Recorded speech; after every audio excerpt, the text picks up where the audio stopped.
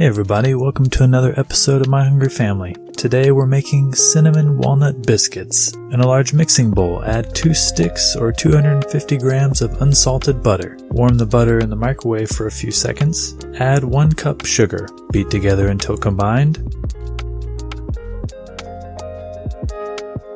Add in 1 egg yolk. Mix together. Add 2 cups plain flour.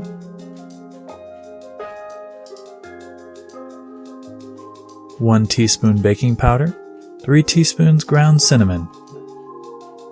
Mix until the dough is firm.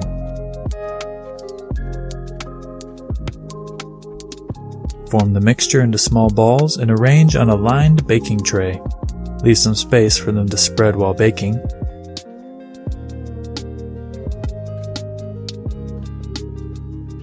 Top each biscuit with a walnut half.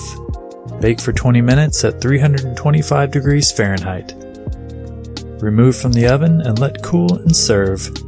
Crunchy cinnamon walnut biscuits. Thanks for watching. We'll see you in the kitchen next time. We don't make it unless it's delicious.